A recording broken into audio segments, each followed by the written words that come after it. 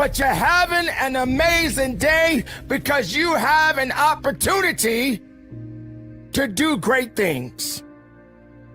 If you are in a position right now where you feel that you are in a worse state at this moment and you feel that you can't do anything, I dare you to turn off that negative mindset and turn up that fire and go to work. You got things that you got to do. You got people that are dependent on you. And if you're not hungry enough and willing enough, nothing will get done. Today we are living in a time where people honestly believe that time owes them something. Wake up, ladies and gentlemen. Time is not on your side. Time is going about its business. It's time that you go about your business.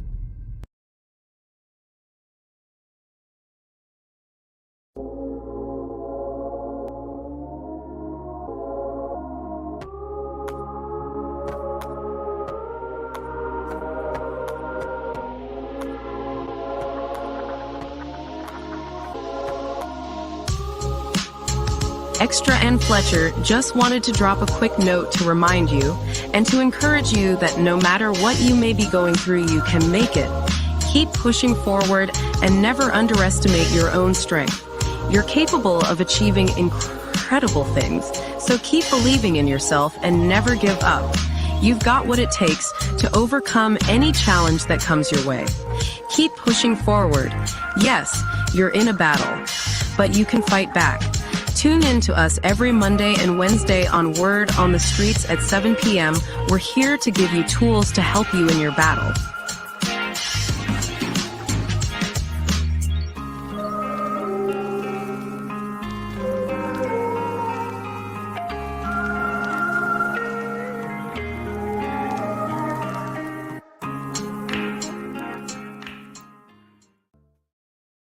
Good evening, this is Black History 365 Days, with another extraordinary story making headlines today.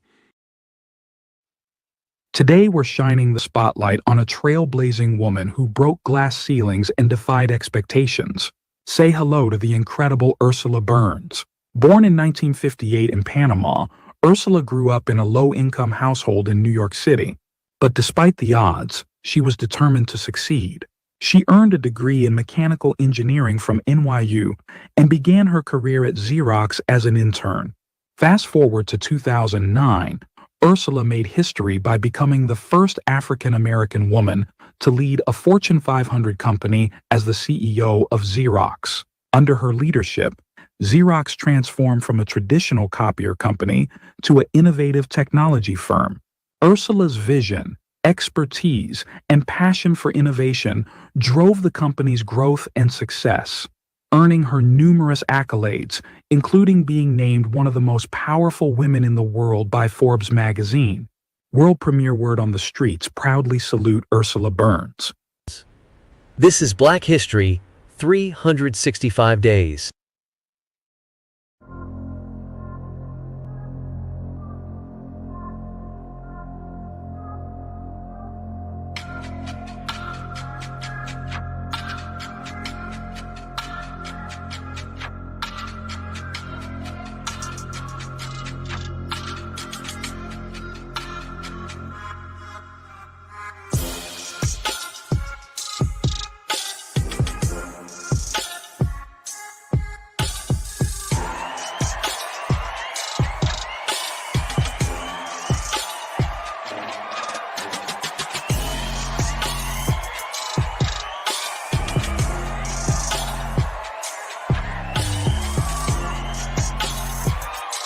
Ladies and gentlemen, get set for an engaging and enlightening show. Let's welcome our hosts, the brilliant Larry Moton, aka Xtradonaire, and the fantastic amazing Keith Fletcher. They've crafted the incredible show, Word on the Streets. Grab your favorite listening spot and tune in. Don't forget to invite your friends by sending them a quick text or a shout out on your favorite social media platform. We believe it's a show you won't want to miss.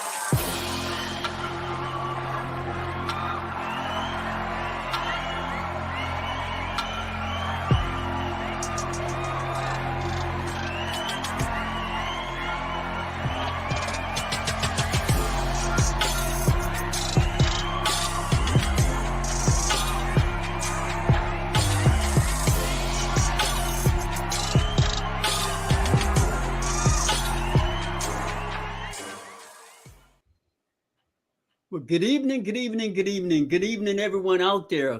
Thank y'all again for tuning in to the world premiere Word on the Streets. I am Xtradonaire. And of course, the amazing Mr. Keith Fletcher. What's up, my brother? Hey, another great day in the state of Texas, man. Sun shining. Hey, man, just putting that work in. Hey, always studying, always trying to learn, man. What about you? Man, it's real good over here in southwestern Louisiana. I'm still feeling pretty good on a high after our show Monday past talking about procrastination and coming off that big victory on Sunday with the New Orleans Saints bouncing on Dallas. That kind of did something for both of our spirits. So, folks, y'all check out our show on Monday talking about procrastination and talk about the many intricacies of football and how it can correlate and resonate with your daily life on the job, in your home, in your marriage, in your relationship, just all over. So, man, I'm doing fine, man. I'm doing real good. Good to be back on the platform with you, brother. Hey, man. Hey, I like how you came out with that, man. Well said. Yeah, they need to go check it out, man. We had a good time, man, talking about, the Saints. And not just because we just stomped the Cowboys, man, but just how intimate. But it did help. Yeah, that's what I'm saying. But then we talked about the into the things of having a football, playing football and all what it takes to run an organization. We were talking about that and about people not getting ahead on their life, man, and why they not getting ahead, why they're not moving, why things not changing because of procrastination. We were talking about that and how football ties into that, man. What the things that people need to do. I mean, things that they do in football to make things happen. And you cannot procrastinate, man, because you will be left behind real fast. Things can turn real fast. So that's what we're talking about. Yeah, go check us out, man. We appreciate that. Also hit the like button, subscribe, and tell a friend that the world premiere Word on the Streets are here. And hit the like button. Please hit the like button. Family, we really, really appreciate you all being with us. Hello, Selena. Selena's in the chat room. We miss you Monday. I'm sorry, Sean. That's a Cowboy fan. That's probably why she's a little sick. Cowboy. She was a little sick on Monday. She had a hangover. She had a hangover. Already sitting in the chat room. Watch your mouth. She had a hangover, yo. Well, that was a pretty good game Sunday, Selena. I must say. I mean, I really enjoyed that game out here in South, over here where we live. A matter of fact, man, let me tell you something. Going out in the streets, the thing about it in Louisiana, they already talking about Super Bowl. No. I mean, to tell you, they have jumped. They have already jumped to the Super Bowl, man. And I tried to pull them off that ladder. I said, wait a minute, man. Slow down, man. That's only the second game of the season. Yeah. Yeah, man, but they look good. Yeah, but hey, man, people injuries, things happen, man. Hey, we too early. Too early to be talking about that. Hey, let's win some division games. Right. You whoop Dallas, you know what I'm saying? Been years, but hey, we got a division. We got one division game, Carolina. So we got Atlanta twice. Let's win our division first. Right. Then we'll talk about all but that. You know how they are out here, though, brother. Man, yeah, I know that, man. I hear that. They have already jumped to the Super Bowl, and I tell them, man, it ain't but the second game of the year. Slow down, man. I ain't talking about no Super Bowl, yeah. No. But anyway, that was a fun show, and as you all can tell and feel, we are still burning off that energy. Mm-hmm. But tonight, folks, we're talking about the psychology behind financial growth, money in motion. So y'all pull up a chair. And make sure you text somebody, tell them to tune in to the world premiere Word on the Streets. And Fletcher, if anything else, we can go straight to the news and get it on. Let's get it on. Go straight to the news, man. Today's headlines. Hi, I'm Sarah Jones, reporting to you from WOTS. In today's Health Spotlight, we explore how artificial intelligence, specifically ChatGPT, can help you boost your fitness routine. More and more people are using the program to not only create personalized workout plans, but also to track their progress over time. Whether you're aiming to lose weight, build muscle, or improve your endurance, tracking your progress is key. You don't have to be overly meticulous. Small steps make a difference.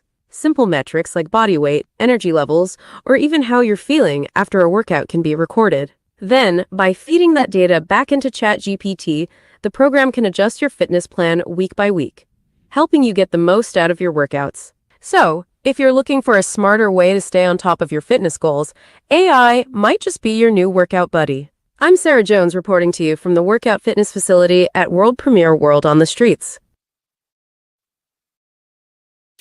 Reporting from WOTS. Now, back to the show.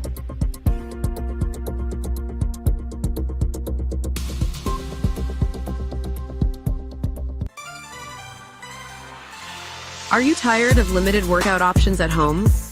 Do you want a versatile piece of equipment that can help you target every muscle group? Look no further than our full-body adjustable weight bench. This bench isn't just a bench, it's a workout powerhouse. From bench presses and dumbbell rows to hyperextensions and sit-ups, it can accommodate countless exercises. Its adjustable incline and decline settings allow you to tailor your workouts to your specific goals. Crafted from high-quality steel, this bench is built to withstand even the most intense workouts. Setting up this bench is a breeze. With clear instructions and minimal tools, you can have it assembled and ready to use in just 30 minutes. Don't settle for less. Invest in a bench that can help you achieve your fitness goals. Scan the QR code and order your full-body adjustable weight bench today.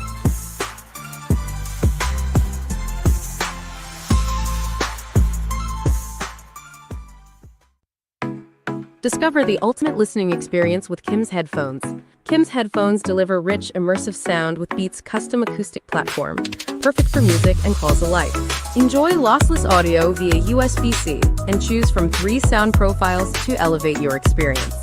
Switch effortlessly between active noise canceling ANC and transparency mode to control your environment fully. With enhanced compatibility, connect seamlessly to both Apple and Android devices. Gain peace of mind with AppleCare Plus, covering accidental damage with 24/7 tech support. Your purchase is automatically protected upon delivery. Elevate your audio journey today. Scan the QR code or click the link to purchase Kim's headphones and yourself in unparalleled sound quality.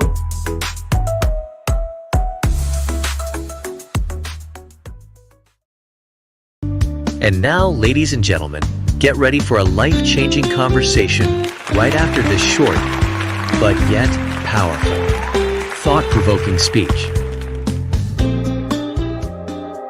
It's time for you to rise up again, ladies and gentlemen. It's time for you to toughen up.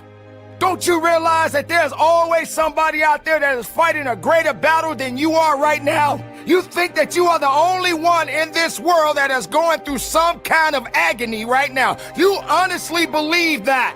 Stop thinking that you are the only one that is hurting. You're not. You don't feel that you are in a position to take what is happening to you in your life right now? You're ready to give up right now? Don't you dare say that you don't have it. Yes, you do. There's something that we all have to go through in our lives, and those struggles are attached to it. I don't think I can take it. Yes, you can take it. You will take it. You must take it. But you don't have to stay in this position. So stop saying, why me? Just go after whatever it is that you need to go after. But I promise you, nothing is easy in this world. Nothing is worth having if it's easy. You got to do something right now But you got to stop with the sorriness. You got to stop with the misery. You got to stop saying, I don't have it anymore. Some things are just not meant to be fixed, but you got to fix yourself. You got to have those emotions in check. Let's see how much you can endure when you're at the bottom. But let's see what your best is when you're at the lowest of your life. Why can't I? Why can't I get up? Answer that question and then go after it. Answer that question and say, why do I have to be this way? You just got to toughen up a little bit and stop questioning, why is this happening to me?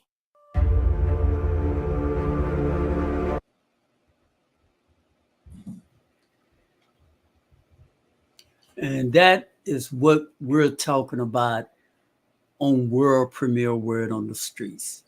Fletcher and I, we come on every Monday and Wednesday, and we talk about life.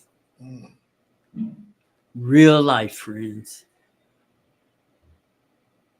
You don't have to stay in the predicament that you're in. And whether we're talking about your money, finance, your job, your career, school, your relationship, whatever it is, the psychology behind financial growth, the psychology behind personal growth, the psychology behind you. You don't have to stay where you are. What say you, Fletcher? Right. The question is, what's the people's philosophy of money? You know, how they feel about money, and all of us have different philosophy of money. Extraordinaire, and like you say, start messing with how you think how money is. What is money to you? You know what I'm saying? Did you have money? You know what I'm saying? Did you grow up money? Have you been taught about money? You know what I'm saying? So all that, if you grew up not having, and you put in your mind you wanted money, you want this. If you had money, you would do like this. And what you were taught about money all boiled down to where you at now about life, about, you know what I'm saying, your cycle about money. So I think I had to learn over the years, because I didn't know about money. I didn't know the importance of money. You know what I'm saying? How important it influenced me, your relationship, you know, marriage, you know what I'm saying, your way of life, your kids. Money is wrapped up into a lot of things, your feelings, you know what I'm saying, your emotions and your envy and all this. This money is always there, you know. And God say, for the love of money, you know what I'm saying? You hear that thing, not to love money, for the love of money, man. And I understand now how not to love money. To understand money is just a tool. That's my philosophy. When I had to understand what money is really used for, you know. Now, again, it's not a financial advice. It's what for me. It's just me and saying for me. But I started understanding what money really means. And I started searching, man, because it was hard to get it. You know what I'm saying? So there, I always had a problem with it. I had a problem with keeping it. Then I didn't know what to keep or how much to keep. You know, when I got it, I didn't have know what to do with it when I did have it, you know. Then I would spend it, and then I started the whole cycle over again, trying to figure out how I do this again and get the money, spend it, just have enough, holding on to it.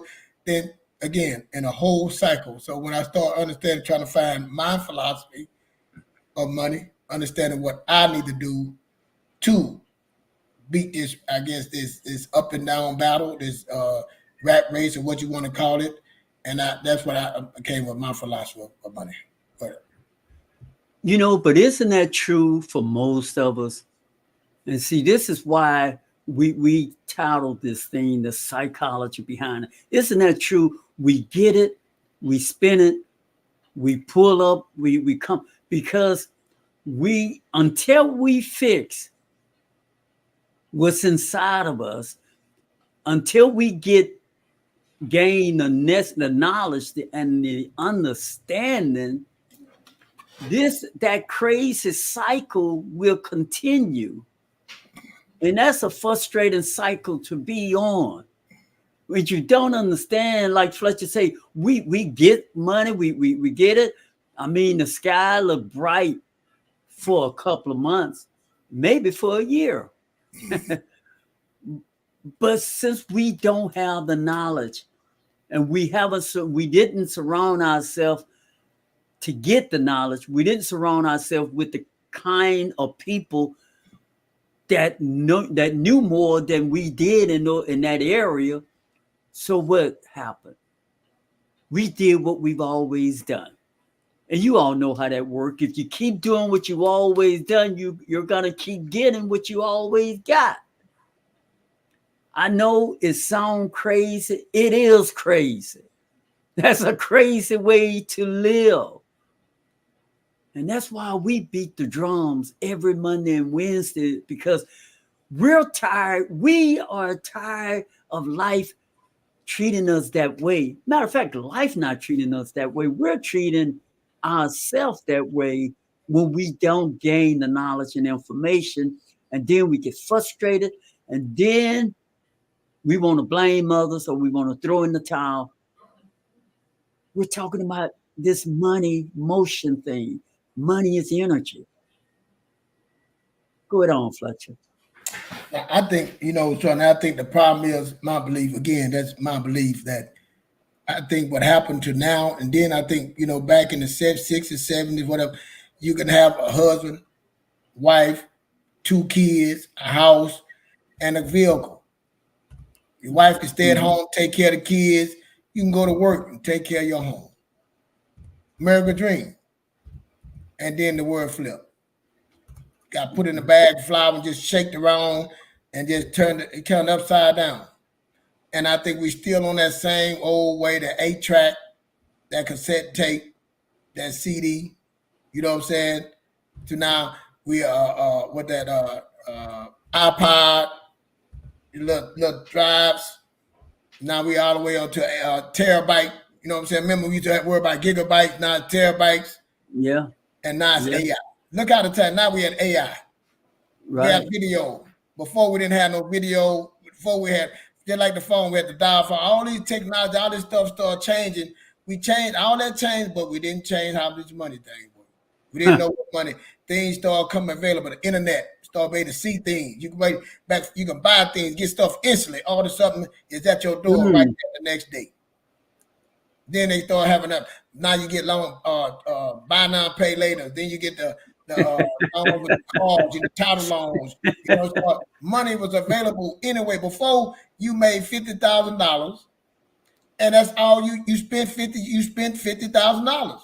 But now when they came to saying, hey, these credit cards available, all these things available, the way money works changed. But we didn't change. We just want to buy more things. We got caught up in the thing. The student, even in school, when it's going to school, when you went to school back then, it didn't cost that much to go to college. It didn't cost to get an education that much. Look what they did. Now they start raising the price on student loans, education. Look what it did to us. See, money, the way we use money changed. And we wanted all these things. We seen all these things that everybody, we looking to the left and right, and we seeing people getting these things. We're like, well, I want those things too. They must be doing it. Then they don't credit us. People start coming saying, I know you want these nice things. Come on, take this, get a loan, take this, do this, get a credit card. All these things started being available to us. But the tools that we was getting, we did not know how to use them. We didn't understand what they were doing. Then they start saying, be like the millionaires, the rich people, the wealthy people. This is what they do. They start saying, and looking at the news. I'm going to show you how powerful. This I'm going to show you how powerful it is. We've been lied to, and I'm going to go spirit about Jesus.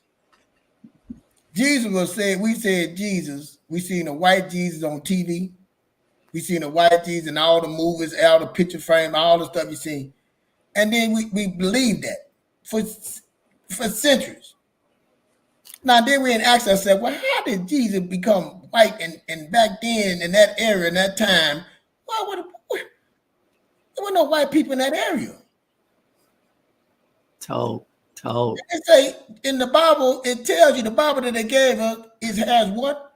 Wood and feet, brass, gold, foot as brass. You know what I'm saying? That's right. That's right. And especially from that part of the country. Yeah, then he said when Herod the king was after him, when he hid among his people in Egypt. We heard all these things, but they kept programming. See, we've been programmed to do things a certain way. Yes. We believed it. I'm telling you, still people to the day believe that no, he was a white man. You know, I don't want our people to believe that. Blonde hair, blue eyes. Blonde hair, blue eyes. But we were programmed and taught they what you call them, the news and all that stuff. They put stuff on, so they did the same thing with the same. They were doing it way back then, and they doing it now. So now we say we want that life, and we say, okay, they tell you to go ahead and do this, get the credit cards, build your credit, get your credit score up, get your out. They start throwing all these things to you that you ain't studied, they ain't teaching this in school. You don't know how interest work. You don't know how finance work. You don't know how taxes work. You don't know how to start all these things that they want you to do at you. The times have changed, and now we here. Now you don't know. Your mother didn't know. Your kids did not. You don't know. Then your kids ain't gonna know. So it ain't just no. It's your 3 generations being hit. Now imagine the generations that know about all this stuff. How they improve it. They become what? The borrower. How much farther they are. Yeah, they become the borrower. Who we come? They come the lender. Who we become? The borrower. Right. They hands above, our hands below. Because they know the information. They know the knowledge, know how to use it. They know what it means. They know what people want because they the one running the things. So now we say, how your philosophy, how do we overcome those things? How do we change those things?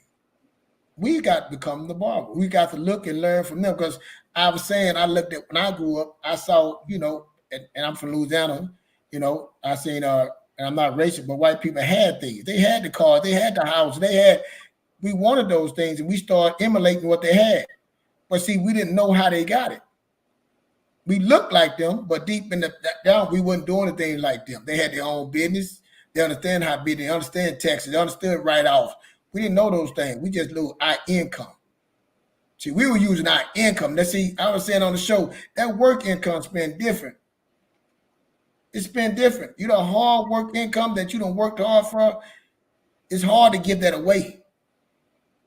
You know what I'm saying? You hold on to it. You're trying to have a little Sunday, Sunday come, you relax, you with the church, have your nice meal, look at your football on your big screen TV. You know what I'm saying? Got the barbecue grill, the big grill you done bought, the little pellet grill you done bought. Have you some beer, you want to sit back and enjoy that.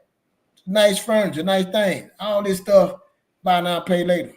Paying your payments. I ain't doing nothing wrong. I got enough money to pay it. I'm going to pay it off in, I got 18 months to pay it off. I'm working, I'm doing right. I know I got my car note. I'm over leveraged. I got my car note. I got the house. My wife got a car. The kids got a house. And I got my. I just want to come home and relax because I'm over leveraged. Then you lose your job. Paid off. Then again, we start the whole cycle again. You get another job, and we start the whole cycle over again. That's what a lot of us doing. Then they talking about unemployment, they talking about all these things. How did we get here? People are hurting people, and the job market is this and what all these things that we go up and down that happen every year, right? All this stuff don't just happen. This happens all the time. The job market go up, they come back down. Right. This ain't new. This not new. So how do we change that? Again, we got what's your philosophy? What's your philosophy to change? So I know that any day I can lose this job. I don't own the company. I'm not watching the stock market. I'm not watching the company. I don't know. I just want to get a check, go to work. So when they lay me out, what do I supposed to do? I got to come up with a better philosophy. I can't keep doing the same thing over and over. I can't just keep on spending my money, taking it, doing it. I got to change something. I got to fix this. Because like you said, we know things happen in life. We know things come in life. So we got to get a better philosophy over our finances. Because like I said, the number one divorces is finance. Finances and everything, you're divorced. Mm-hmm. Finance, money is, like I say, when you get in trouble, money solve a problem. It's fixed problem. Money give you time back. That's right. You know what I'm saying? If you lose your job, you got some money put up, and you got time to find another job. You got time. Say you got 6 months drawn there, 6 months of savings put up. You got time to go get a certification. You got time to go ahead and apply for a different job. You don't have to rush into something. A different philosophy. a different stretch, a different way. You don't have to go putting that on credit and mess up, put more stress on you. You just got to find a different philosophy. Go ahead. Man, you said so much great stuff. Yeah, so much great stuff. I said too much. I know, man. I be getting that. No, man, you said a lot of good stuff. I'm sorry. Go ahead. Yeah. No, you said a lot of great stuff. And one of the things that this generation may not realize, in fact, Fletcher, you told me about this when I was a little boy. You know, you once upon a time, Fletcher told me, extra, you know, they didn't always open stores on Sundays. Stores used to be closed. So if you made $50 back, $50,000 back in the old days, you would limit it to where you could spend money. TV was generally by 12 o'clock, there was no television. 10 o'clock, it was going off in most American households, but 12 o'clock, it definitely was off. Sunday, no business was open. Once upon a time. So I imagine an entrepreneur got in the heads of these big corporations and say, man, they got them folks sitting on a gold mine. And I believe if we open up, now we're not going to go against God or nothing, but if we open up at least till 12 on Sunday. 12 o'clock, yep. Let's just see. And that's all we're going to do. See, that's how it started, friend. That's all we're going to do. Yep. So one did it, a few did it, stay open till 12, but y'all know how this game play out, right? Remember, no alcohol on Sunday? There you go. Yeah. Y'all know how this game play out. There's always some eagles over in the bunch that says, oh, they stay open till 12. We're going to give it extend a little longer. We're going to stay open till. There you go. Yeah. And what else, man? Then you get another group of eagles. 6 o'clock. Oh, talk to me, brother. Talk to me. It just was gone. We never stop. Come Just on keep now. going. Yep. Come on now. And now it's going to happen just like that too. That's just how it happened. And so look, so then you have these mind thinkers that thinking outside the box. So they looking at the stores on the stores in real life, and then somebody these who thinks outside the box, they looking at that square TV. They looking at that square TV. Man, do we really have to go off the air at 12 o'clock? What if? And that's when they first started selling. Now you could be up all night long. You could spend money all night in the comfort, and they love that in the comfort of your home. That's a great. I think this guy that did that. You know how they do that late night selling, marketing at late at night is one guy that started that. You know, TV ads was high, real high. Yeah. And the guy came and bought the late night stuff. He started buying it because it was for pennies on a dollar. He was exactly. And people was up and they would see that. And it was killed the game. Look, not only that, let me give you another hook that they did to us. That's what I say. You unscrewed a jar, brother. Mm-hmm. You know, the reason why we want to, when we try to imitate the rich and famous, they had a show called The Rich and Famous. Mm-hmm. That thing must have stayed on for about 10 years. Yeah. So what did American do? We went and tried to imitate what we saw. But now here's a little caveat that America did to Black Americans. And Black Americans went in debt trying to keep up with the rest of the world. Mm-hmm. Back in the early 60s, when many Americans started living in the middle class bracket from the GI Bill. Unfortunately for Black American, it wasn't awful for the Black American back in the early 60s. So a lot of white folks was able to get that money, buy a home. See, that home became a safe haven because with a house, as Fletcher knows so well, and he would open up this book from here and share with us the many things you can do with that kind of asset. If you don't have any asset, you can't. What you're gonna extend to borrow with? So that home became a good asset for many people. So they was able to purchase things. We didn't have that knowledge. We didn't have those opportunities. And we really didn't have the knowledge about money. Like Fletcher said, we didn't understand interest, loan. So we bought what they bought, but we didn't have the tools they had. I'm going to stop there, man. Go ahead on. You talking about the home loan for veterans home loan. They got the advanced home loan, no down payment. All of that. All that got it. Then, like I said, the GI Bill went to college. You got to go to college and get free and get their masters. Meanwhile, we was trying to do the same thing on our hard working money. On our hard work, and they was going out and getting nails and sit there. Again, basically we're going to school for free. And when you getting a GI Bill, that money, while you're not going, you get that money is your money. The school was cheap, so the extra money you had to keep in your pocket. Now, Fletcher, before you go on, think about that, America. They were getting that since the early 60s. Now we're in 2024. Go on, man. No, you're right. They were getting that in the early 60s back then. So they were getting the GI Bill, getting the home loan. So they get to get homes, no money down.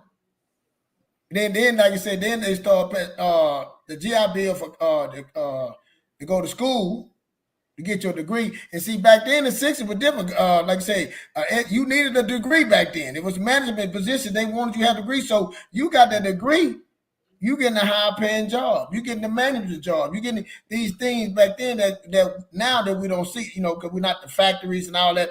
Times were different back then. So them jobs that they was getting, the financial positions, Congress, a lot of our veterans congressmen, a lot of our veterans mayors, I can't think of the township for the cities. A lot of these construction, a lot of these jobs that we see that they run these high companies, a lot of them are veterans, and they are counterparts. They're not us; it's their counterparts that got that. Then let's not talk about the disability money they was getting. Money they were getting like 100% disabled, so they were getting money for that too, that we didn't get, that we weren't allowed to get back then. So they were buying land. They were getting certain grants for land. You know what I'm saying? You get land, you buy land and cattle. You get certain tax implications, taxes that fix for veterans. A lot of these things that they got that we didn't get was stuff out there. Certain areas we couldn't go. They redliners back then. You couldn't move in certain areas. You had to have a certain credit score. Like you said, our credit score, they were getting their credit fixed. They were getting loans paid for. A lot of things they got that we didn't get that put them ahead of us also. That's right. And we didn't know that we didn't know. Yeah, we didn't know. You don't know what you don't know. Like now, Xtradonaire, right, for veterans, and they take a lot of veterans, they're doing it now, but they would teach you how to have your own business. They would teach you how to get your own business, how to start a business. They give you grants to start a business. These are things we didn't know, the things they was doing. But see, we watching them and we thinking they working hard, they doing it this way, and we like, well, they got it. Well, I want to go get it. That's right. Then they start getting assets and start taking their assets and start working. So now they got a couple of rental property. You live in the rental property. See, their assets paying for their lifestyle.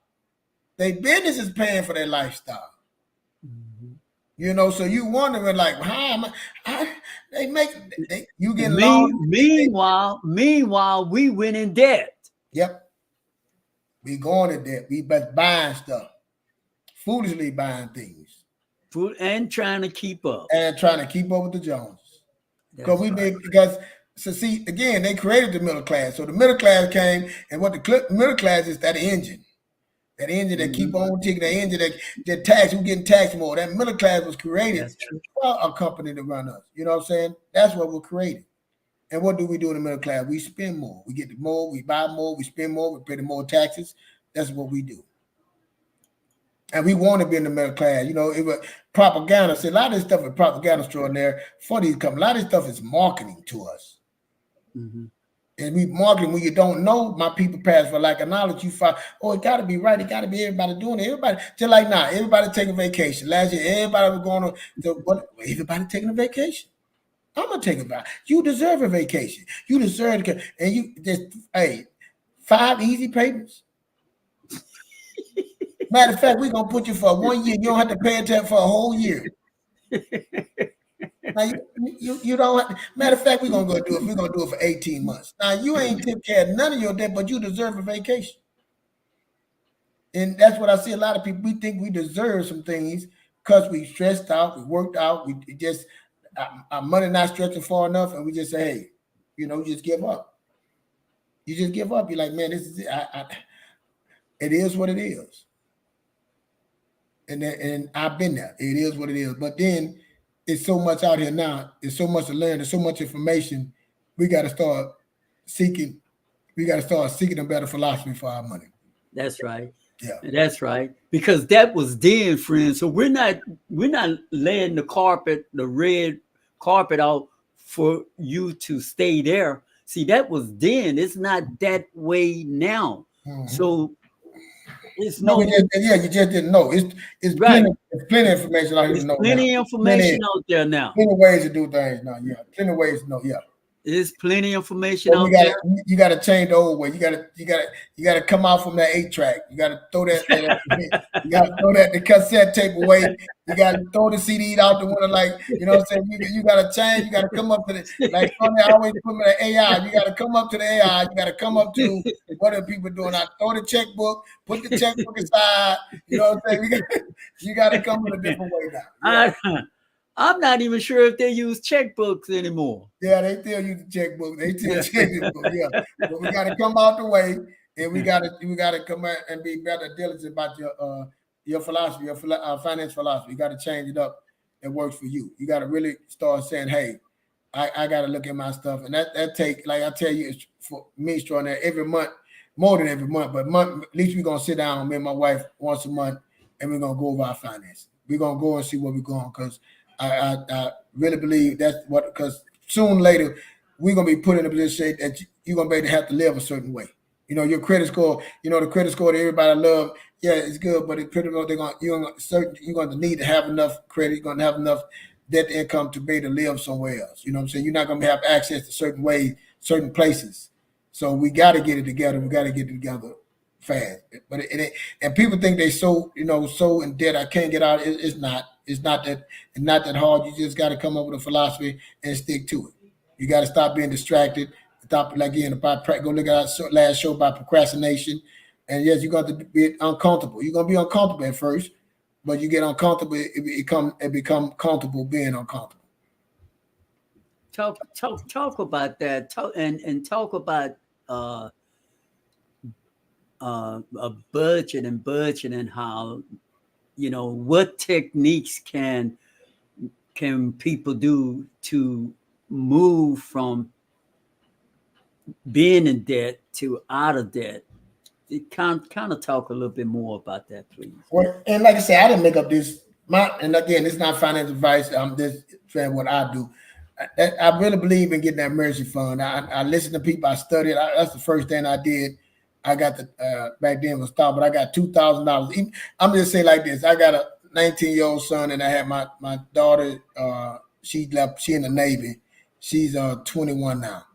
And the first thing I made them do when they first started is to put money aside. When they got their $2,000 put aside, put up just for emergencies. That's when we started right there. That was the first thing that I had them do. Now they didn't have no debt. So that the first thing I had them do is get that. Like put your $2,000 of your money aside before you start spending. So whatever it takes, and I was like this rush to get that done. And then after that, I started doing I got this guy. I started reading, start seeing what people do. A lot of people do pay half of your check. You know what I'm saying? You live under your means. Live under your means, but take half of your check. Like say you got $1, split it up. 50% go towards your living, another 50%, 50% break down to savings and investing. I do the 75% rule. I do 75% of my savings, 25% go to savings and investing. That's what I do. That's what I started with them. I started, hey, 75% of your 25% come out, you're going straight to investing and savings. So 15% to go to investing, 10% goes to savings. That's what I started with them. But they had no debt. You know, early on, you mentioned something about stress. And so I want to just share this bit of information to our listening audience that stress is one of the highest death rate, and stress, suicide, depression are our leading highest death rate. But stress, and as Fletcher expressed, and I second that emotion, that when you don't have enough money to take care of your needs, I said needs, I'm not talking about your pleasure activities. These are things that I'm talking about right now. Word on the street, family. Your needs, that means your living expense, your basic household need, electric bill, food, your necessity, your needs. When you find yourself paycheck after paycheck, unable to meet those obligations, that will cause some stress. That will cause some depression. That will cause some argument and ultimately maybe separation in a relationship. You see, it's a domino effect. So this thing here is this psychology of it is to know that that one thing can cause so much havoc over a whole bunch of areas in your life if it's not dealt with. So what he just suggested was that start where you are. Mm-hmm. If you might think, I can't do but 25. Hey, look, whatever, just start somewhere. And if you be committed and don't quit, your confidence level will increase as your dollar increase. See, but when you have no dollars, that's a pretty low blow. And it make you aggravated and upset. And you take those emotions out on everybody, including yourself. It's just a bad place to be. And, unfortunately, most of us been there. And if you've been there, that's not a good place to be. So what we do, Extra? I'm not a financial advisor, but get educated. Get with folks that know this stuff better than you. Read you some books and stop living the way you've always lived, because that ain't working. That is absolutely not working. But go ahead on, man. Yeah, and the reason I was talking about the young people, that's our new generation. So if I start my kids with a philosophy, that's the philosophy, because I didn't know. So I start them with that, pay yourself first. So 25% of your check is coming out. Automatically it's coming out of your check. You know what I'm saying? So automatically it's coming out. Somebody give you a Christmas gift, a birthday gift, money. Any money that you get is going to be broken down like this. So my 16-year-old, they've been doing it since they've been 14. You know what I'm saying? My 19, he 20, about to be turned 20. He's been doing it since he was 15 too. So that's what they know. So they automatically know that money's coming out. I already know it's coming out. I got to save it. And once my 20-year-old, we picked a number because he don't have no bills. Now he got a car. He got to take care of the car. He was responsible for his car. He got responsible for his cell phone. So he started doing his bills. So once he got his savings to a certain amount, he said, okay, no more. You're not putting no more in your savings. We're going to start putting that 25% invested.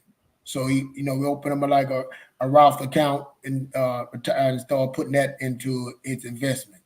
Again, that's a philosophy that we do. Now, this not no finance advice for anybody else, but that's the philosophy we picked in there. So they know, that the credit is good. We teach them about credit. See, the biggest thing, like I said, debt. You know, the major thing is that credit card, man. Like a lot of people, like I said, I've been hard. I mean, when I first started this, man, I was credit card. Let's get a credit card and all that. Now, man, you really got to be taught about this credit card. Like my son now, he got a credit card, and I'm telling him, trying to teach him about cash back. So he had to buy some tires for his car. And he went, and my wife said, "What, you paid out your money?" She said, "Well, why you didn't pay it on the credit card?" And he was like, "Nah, I didn't want to do it. I was confused." I said, "You right. You didn't want to do it. You didn't have to do it. He's not comfortable doing it. You know what I'm saying? He's not comfortable to understand." So I tell him all the time, because you got to pay it off. Again, our philosophy is you use it, you pay it off at the end of the month. No ifs, ands about it. You don't leave nothing on the credit card. You pays it off. So if he used it, you know what I'm saying, he was going to pay it off. I told him, I said, "But son, if you use the card on the tires, you're going to pay it off at the end of the month." And the first thing he said is another philosophy. He said, "But Daddy, I'd have been over my utilization if I'd have did that." I said, "You right, son." You know, I could have. That's you know, real good. Yeah, he was good on the pump, but I was like, "Well, you know." But then I said, "Let me see. It can be complicated because you could have went over because you're gonna pay it off. You'd been like 50%, but he was right. You told me 30%, Dad. I was gonna be over that, so I didn't want to go. So I said, Zach, you know, because I put some stuff on there that was cool, and I said, "You right." You know what I'm saying? So when you feel like that, that's right. I can't contradict that. Again, what I mean is it's the philosophy. It's not that we're doing anything different than what somebody else told us. I'm doing it better. That's our philosophy. That's what I'm teaching. That's what works for me. The reason that I know that philosophy works, not even I have done it. You know what I'm saying? That's the philosophy that I do. You know, so it works for me. And I explain to them why we do it that way. You know what I'm saying? So then we go into like why people want to buy a house. So what I tell my son all the time, you know, what if you lose your job? Now how do that work? I say you got accustomed to your car break down. Like I said, just imagine you didn't have a job when them tires went out. You got your money in savings. See, now you got 6 months of savings that you can get you through. If your car mess up, things happen in life. This happened, that happened. You can get through till you get another job. That's why you have that money reserved. That's why once you use it, you build it back up, you put it back up to that point to start. That's why you got the $2,000 set aside for emergency, not for to buy no tennis shoes, not for this. It's for emergency. I say you're trying to put a moat of protection around you. You know what I'm saying? So that's our philosophy that we start off right there before they come out the house. That's the philosophy I'm trying to teach them because I didn't know about money. I had no idea that for me to seeking to find, and then I put it out on automatic. So once their money hit, the check hit, and money go in the bank, it's being taken out right then. Automatic is taken out, going to a savings, going to a Roth account, going there, and then like it's going. Money is always moving. You know what I'm saying? I'm teaching them that. That was saying that word currency. I'm not just saying the things. I'm just when I'm talking on here, I'm doing the things. Money is flowing, so money should be moving. How you can get your dollar bills to work for you, moving for you, working while you sleep. So we had investing. Next would be trying to start a business. You know what I'm saying? Teaching them about that. We teach them, showing them little things right now, taking them on little job sites with me, teaching them how to do business and that's and invest in business and for us. That's it. And real estate. Yeah, that's it. So invest it, understanding what real estate is, but understanding what a job is, you know, understanding what the job income is for, understanding that you gotta always be doing something in your sleep, get buying assets to work for you. You know, my son, he loved cars. He loved nice cars. And I explained to him, you're going to waste your income to pay for that car. No, son, you go get an asset or something to be able to work for that car. So you got to always be thinking of ways to get that. And I think that's what it is for me, Xtradonaire. And I'm saying, and I'm not just in me, but in our community, in our tribe, I'm always thinking, how can we improve that? How can I get something that somebody want, that I can get an asset or something to pay for that? You know what I'm saying? And we weren't taught those things. We weren't taught those things about taxes, write-off. We weren't taught those things about buying a home and what it takes to buy. You know, we both got homes, you know, just buying a home, but it's got things that come in that home that you got to repair. You know, so if you got your money set aside, when them things come, you can take care of those things. You know what I'm saying? Insurance don't take care of everything. You know, so just being aware of the philosophy. You see, it's a family. Isn't that a beautiful thing? The psychology behind financial growth. See, had Fletcher not gone through the storms in his life, and maybe you too, out there who listen, when we see Storms are there. The real psychology of going through the storm is that you can help someone else from not making those same mistakes you made. And you got an amen in the chat room. Selena say, yes, it worked. Yeah. That's 100% true. It does work. And that's the beautiful thing about the psychology of finance, the psychology of personal development, is that when we go through those dark times in our lives and we've came through and we remember what it's like to be there, but then we gain the knowledge, we gain better tools and understanding, and then we take all of that we went through and we share with our family, we share with our friends, we share with whoever really want to know, hey man, I look, I went through that. This is what I did. Now it worked for me. And we all different, but I can share with you if you want me to, if you don't mind, I can open the book up. Here are the blueprint. Mm-hmm. And that's what we're doing here on Word on the Streets. The man just told you, Fletcher just told you, look, that would work for him in his kind way. But he's telling you, look, I went from sleeping on the couch on my father's sofa.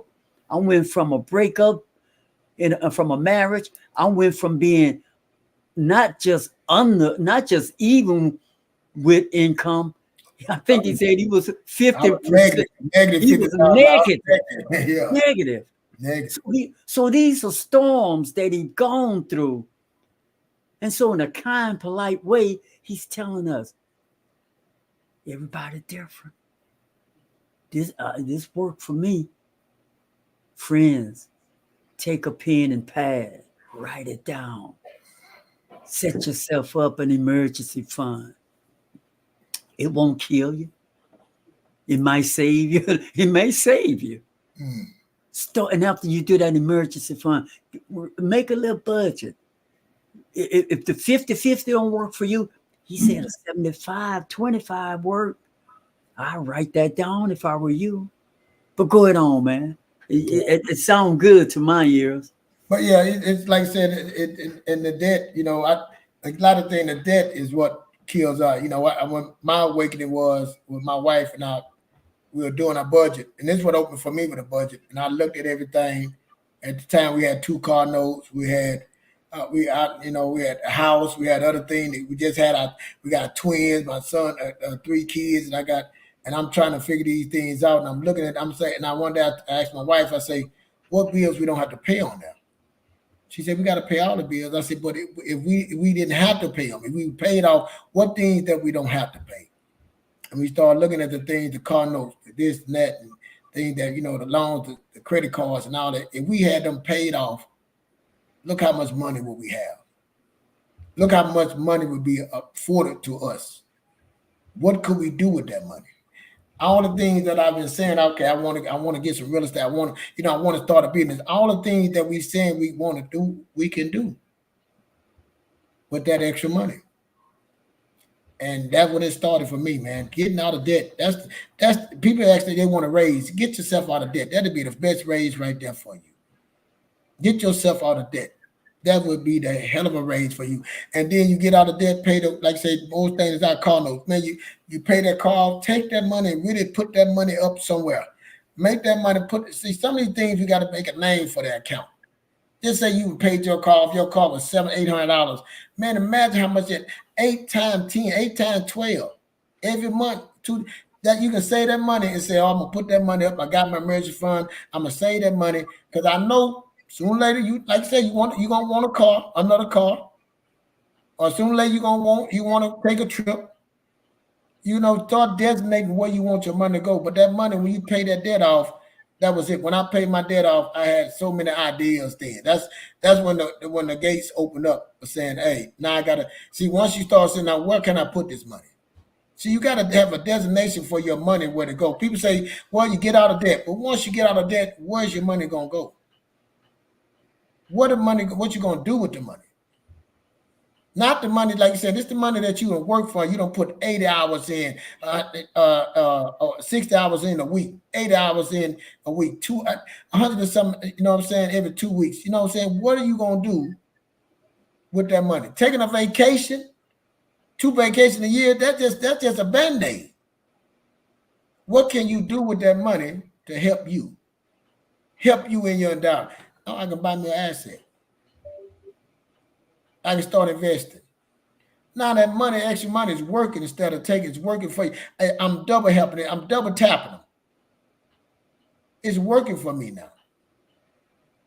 It's starting to help me. I'm not just spending it all. It's helping me work for me. We working together. My dollar bills are working, creating more baby dollar bills, you know. So that's the thing right there. Once I start understanding that, what assets really do is help me. You know, I go to work, I'm mad. They didn't cut the hours. You're not getting your bonus. Like I say, man, I had that happen to me. I work at a company and say, hey, we're having trouble. We're not getting no bonus this year. But see, if I got my money working for me, investments, real estate, I'm doing little stuff on the side, those things don't matter to me that much. I would love to have my bonus. But when, like you say, what the ant do in the summer? The ant thinking about winter in the summer. What the ant do in the winter? The ant thinking about summer and the winter. That's what you're doing right there. You creating something to say, when something comes, I'm good. That's your philosophy. That's my philosophy. I'm always thinking of the way it's summertime, I'm thinking about winter. When it's wintertime, I'm thinking about summer. That's what I'm always thinking of, and that's what we should, as a leader. I would listen to this guy talking about the difference between a leader and a manager. You know what I'm saying? A leader's always looking for a better way. You know, the CEOs are looking, they sit there thinking for better ways for the organization to make money, but a manager is just managing what they have. A manager job is and I was telling people that I used to work for the company. My job is to tell you no. I had one of the customers like, no, I get paid to say no. I'm telling a guy, I was talking to him in a meeting. I said, we get paid to say no. Our job is not to say yes. You know what I'm saying? Because we are here to follow some rules and regulations of this man in our position. The CEO the one come in and then they call, well, I need to talk to somebody else. They talk to your manager, then the VP, then the VP gonna say yes. Yes. Because he understands the big magnitude of it it's gonna cost. That's right. You see what I'm saying? But your That's job absolutely right. is to say no, because it's in the rules and regulation. It's to say, and I told him to me, you might as well get used to it. You know, reading the argue about it, this and that. If they ain't changed, you don't know what the organization stands for. Then your job is to say, your job is not to give everything away. Not to get extra fries just to catch up. You know what I'm saying? Your job is not to get the people have it's not a one and got to put sheetrock and repaint this and repaint the cabin. No, that's not our job. No, man, that's not under warranty. I'm sorry. You signed off on that. On that day you signed here, we got the date and everything that you signed. All this was right. Not just because now your kids that came out, and now I can't say yet. I'm sorry. But that's the difference between a leader. So a leader is always looking for the better. So your first business is your first household. And I'm gonna tell you this, Xtradonaire. When I first started, when we first started, it was not easy. The philosophy took a while to be getting ingrained in me, then ingrained in her. So starting off, yes, it's very uncomfortable. It's like you said, you're dealing with your psyche about money. You've been taught a certain way how money you're supposed to spend. You see, man, I got the money. I can go buy that. All my kids, they've been so good. I need to go ahead and buy that. They deserve to get that. You know what I'm saying? So all these things coming at you, the ass, all these things that come on the TV, you want is so much that's coming at you all the time. And to break that philosophy that you got wrote down, you said, nah, I can't get that. And at first it'd be hard. Then after a while, they start saying, no, I don't need that. No, I don't need that. I got a vision. I got a path. I'm going. I got a plan and I got a strategy that I'm doing. And so I don't need that. Nah, not that way. I'm going to get it, but I'm going to get it another way. I'm going to use something else to pay for that. You know what I'm saying? So that's my philosophy, a philosophy for that. But the debt, if you want to raise, man, take care of that debt, you know. And I say it's two kind of debts too. Let me explain it again. It's not no finance advice. It's two kind of debts. It's good debt and bad debt. People tell you, oh, debt, no, all debt ain't bad. You know how to leverage your debt. See, we talk about leveraging debt. When you get your home, that's the debt that's not a bad debt. That's leveraging your debt. You get some real estate, you get you a rental property, that's leveraging your debt. Ain't no bad debt. You got to use the right debt. See, that's good debt. You know, just like your car, it can be good debt when your car, that car take you to work, you paid a good price for it, you didn't go above your means on a certain percentage how you want to pay on your car. That's gonna be because it take you to work, get you back to work, take your kids. It's a good car, lasts you long, so that ain't considered. That could be a good debt. So certain things are good and bad debt. We got to understand that. But just because you want it, you go and buy these things, and you know you get the buy now, pay later, then it come up to the time. And I think we don't understand interest, because when that credit after that 11 months or 18 months and you ain't paid it off, you got to pay all that interest back. You got to pay all that interest that you didn't pay, and that can put you in a predicament. That credit card, now your credit is messed up. You got the student loans already. See, people worry about, man, my student loan. No, don't worry about the student loan. You just take care of that, make your payment, but take care of the other debts you have. Take care of my phone, the car, the other things that you ain't taking care of. People always want to point to that. Well, my student, but what about this AT&T bill? What happened? What happened to this cable? Well, my boyfriend bought that here. No, that's your name. You did it. Why don't we take care of these things right here? Why don't we take care of those things? Let's make some phone calls. Well, that ain't supposed to be on my credit. Well, that's why you haven't taken care of it. See, again, procrastination, hope, desire. You know what I'm saying, y'all? You know what I'm saying? We worried about one thing when you ain't took care of the other thing. That one thing shouldn't stop you from taking care. Again, it's a philosophy, but it's like you said, it's in your mind. Or you think, like, I done talk to people like, you'll go, my credit bad. I said, well, how bad is it? It's bad. Then you go pull it up. No, it ain't. But they don't want to pay it off. I don't want to pay. You want your credit back? It ain't bad. No, it's bad them because they don't want to pay that money. We were taught to hold on to money too, Xtradonaire. Mm-hmm. I used to ask people all the time, they're like, I'm saving. I say, what you saving for? How much you saving? How long you gonna be? Well, you know, no, I don't know. Tell me. What's the number? See, that's why I like that. When I found out that save for 3 months, 6 months, 12 months, depends on your philosophy. You can say that, add all your bills together, your important bills that you know, your water stuff that you gotta pay for, and add them up, and they come up. You got save you 3 months, because if you lose your job, you got 6 months in reserve. Man, ain't that simple? Don't that make sense? Yeah, that makes sense. Man, but see, when you see that number, you start looking at how they start putting all their lifestyle stuff. Now you gotta leave that out. We ain't talking about that. It's just like your water, your car. You take the cable out because you don't need cable. You know what I'm saying? If you ain't got no job, you don't need Netflix if you ain't got no job. That's right. Take all them insurance and stuff. All that extra you don't need. That extra stuff off. You don't need all that extra. You really don't. Yeah, you just need basic. Just your basic. That's your basic living. So you add that up for 6 months income. That's what it is right there. That's it. So that's the philosophy I have. You know, again, not no financial advice. I didn't make this up. That's the one that I like for me. I say, oh man, that works. Then I put on everything on automatic. Everything automatic. Every month, every week, something is moving. It's just going automatic. It's going, paying the bill, paying this. And at the end of the month, me and my wife sit down. Even we have our kids time, so we go over and make sure everything is still flowing away, just like a company do. You know, most companies do every quarter. You know what I'm saying? Every quarter do that. If we miss some money, it might be 2 or 3 months, but we can sit down and look. Hey, why this? What we spend on that? Wait, oh, we got a big bill, big payment coming through. We got to make sure we got that going through. You know, we sit down and talk about those things. And now the conversation. Back then, the conversation wasn't nice.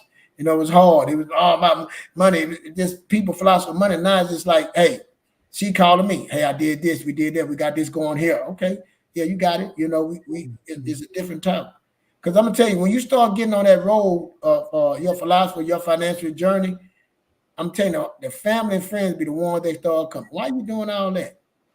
Why you don't just do this? Why you being so cheap? What are you doing? Oh, he trying to control you. She trying to control you. You know, your man, oh man, you can't buy that. You know, them the things start pulling at you. So it take a while to get strong at that. You know what I'm saying? Just like a habit. And you got to keep on doing till it become a habit and become a standard. You know what I'm saying? Got to work that muscle that are not work that muscle over and over, yeah. Yep. And like I say, you'll slip and fall, but you just got to work it. And when it does, one person, other person better come and say, hey, what's this? Why you got that? I thought we were going to talk about, that's a big purchase. We shouldn't. We should have a discussion about that. Now we got to change things around. We got to come and say, now, do we got enough, or we got to go in our savings? Because we pay our credit card off every month, right? So we're not. When you can move it over to? No, I'm not moving it next month, because our philosophy is that we pay our credit card off every month. You right, and that's it. But that's it. Yours might be different. I had some friend tell me they put all their stuff on Apple Pay. That's a new thing now. They put on Apple Pay. They pay it every monthly thing and push it out like that. And that's their philosophy. He told me, I laughed at that's how it worked, but I had to realize that. He said, I can try to show you. I said, no, you don't need to show me. That's yours. That's how if that works for you, but that don't work for me. That what works for you. You know what I'm saying? But who am I to say that's his philosophy don't work? But that works for him. Because at the end of the day, you want to know what's your vision, what's your ending goal. You know what I'm saying? What's your short-term and long-term goals? So it's all about what's your philosophy, but you got to get one, man. And this time and age, you got to get one. Friends, if you enjoy this kind of content, you definitely need to check out world premiere Word on the Streets every Monday and Wednesday evening. We do this kind of stuff week after week. And Wednesday especially. See, we like to think of our platform, our show, like a good multivitamin. Sometimes you get vitamin A, you get some B's, some C's, some D's, and some E's. And on Wednesday, we throw in that F, finance. Yes, sir. Yeah, thank y'all. Huh? We were a little over the time, but I was talking, man, getting into it. But I say it was worth it. Yeah, I want to let people know the color. Like I said, I hear the guy John Brian Hope said the color is green. We got to get in the suites, as you say. We got to get off the streets and get in the suites and get this money, man. Because the money we have to get it, and we have to understand. Yeah, you can't say something about debt and not give the other side that all debt, not bad debt. See, that was necessary because knowing who we are, we don't want folks walking away saying, stay out of you're not saying all debt bad. No, so he could leave that on the table. Yeah. So that's what I'm saying. That was necessary to address that.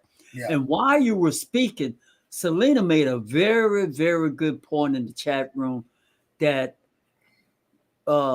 correlate with this message that we own, the psychology behind financial growth, money in motion, is that we get opportunities every income tax season. Not all of them, many of us do. Yeah. Many of us do.